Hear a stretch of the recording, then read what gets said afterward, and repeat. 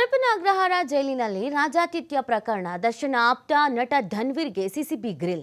CCB ವಿಚಾರಣೆಗೆ ಹಾಜರಾಗಿ ಹಿಂತಿರುಗಿದ ನಟ, ಹಿಂಬದಿ ಗೇಟ್ನಿಂದ ಹೊರಟ ನಟ ಧನ್ವೀರ್ ಮತ್ತೆ ವಿಚಾರಣೆಗೆ ಕರೆದಾಗ ಹಾಜರಾಗಬೇಕು. ನಟ ಧನ್ವೀರ್ಗೆ ಸಿಸಿಬಿ ಅಧಿಕಾರಿಗಳಿಂದ ಸೂಚನೆ ನೀಡಲಾಗಿದೆ. ಜೈಲಿನ ವಿಡಿಯೋ ರಿಲೀಸ್ ಬೆನ್ನಲ್ಲೇ ಇದೀಗ ಸಂಕಷ್ಟ. ಮೊಬೈಲ್ ವಶಕ್ಕೆ ಪಡೆದು ರಿಟ್ರೀವ್ಗೆ ಕಳಿಸಿದ್ದಾರೆ ಸಿಸಿಬಿ. ಸದ್ಯ ಸಿಸಿಬಿ ವಿಚಾರಣೆಯನ್ನ ನಡೆಸಿ ಧನ್ವೀರ್ನ ಕಳಿಸಿದ್ದಾರೆ ಅಧಿಕಾರಿಗಳು ಅನ್ನೋದ್ರ ಬಗ್ಗೆ ಮಾಹಿತಿ ಸಿಗ್ತಾ ಇದೆ. ವಿಚಾರಣೆಯನ್ನ ಗೆದರಿಸಿ ಹಿಂಬದಿಯಿಂದ ಹೊರಟಿದ್ದಾಕೆ ಅನ್ನೋದ್ರ ಬಗ್ಗೆ ಮಾಹಿತಿ ಸಿಗ್ತಾ ಇದೆ.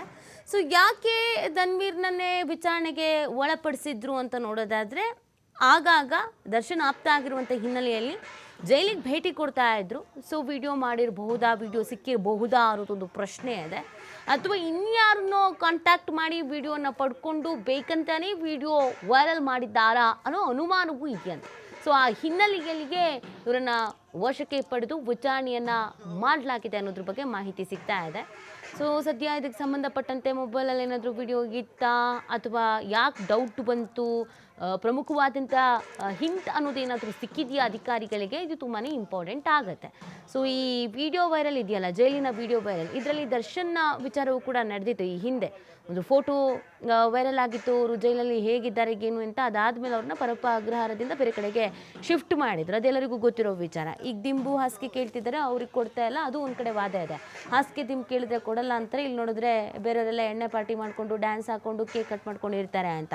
ಸೊ ಹಾಗಾಗಿ ಆ ಆ್ಯಂಗಲಲ್ಲೂ ಕೂಡ ಪೊಲೀಸರು ವಿಚಾರಣೆಯನ್ನು ಮಾಡ್ತಾ ಇರಬಹುದು, ಆಲೋಚನೆಯನ್ನು ಮಾಡಿರಬಹುದು ಅಂತ ಕಾಣಿಸುತ್ತೆ. ಸೊ ನಿಖರವಾದಂಥ ಮಾಹಿತಿ ಸಿಗಬೇಕಾಗತ್ತೆ. ಸದ್ಯ ವಿಚಾರಣೆಯನ್ನು ನಡೆಸಿ ಇದಕ್ಕೆ ಕಳಿಸಿದ್ದಾರೆ ಅನ್ನೋದ್ರ ಬಗ್ಗೆ ಮಾಹಿತಿ ಸಿಗ್ತಾ ಇದೆ. ಅವರು ಮೊಬೈಲನ್ನು ವಶಕ್ಕೆ ಪಡೆದು ರಿಟ್ರೀವಿಗೆ ಕಳಿಸಿದಾರಂತೆ. ಅಂದರೆ ಮೊಬೈಲಲ್ಲಿ ನಾವೇನಾದರೂ ಫೋಟೋಸ್ ವೀಡಿಯೋಸ್ ಡಿಲೀಟ್ ಮಾಡಿದ್ರೂ ಕೂಡ ರಿಟ್ರೀವಿಗೆ ಕಳಿಸ್ತು ಅಂತ ಅಂದರೆ ಅದು ವಾಪಸ್ ಸಿಗುತ್ತೆ. ಅಗೇನ್ ಅವ್ರದ್ದು ಐಫೋನ್ ಅಂತೆಲ್ಲ ಆದರೆ ಮತ್ತೆ ಸಮಸ್ಯೆಗಳು ಇದ್ದೇ ಇರುತ್ತೆ. ಸದ್ಯ ಇರುವಂಥ ಮಾಹಿತಿ, ಇದೀಗ ವಿಚಾರಣೆಯನ್ನು ಮುಗಿಸಿ ಹೊರಟಿದ್ದಾರೆ ಧನ್ವೀರ್ ಅಂತ. ಬೆಳಗಿನ ಜಾವ 3 ಗಂಟೆ ಸುಮಾರಿಗೇನೋ ಅವರನ್ನು ವಶಕ್ಕೆ ಪಡ್ಕೊಂಡಿದ್ರು ಏರ್ಪೋರ್ಟಲ್ಲಿ ಅನ್ನೋದ್ರ ಬಗ್ಗೆ ಮಾಹಿತಿ ಇತ್ತು. ಸೊ ಅದಾದ ನಂತರ ವಿಚಾರಣೆಯನ್ನು ನಡೆಸಿದ್ದಾರೆ, ಇದೀಗ ಕಳಿಸಿದ್ದಾರೆ.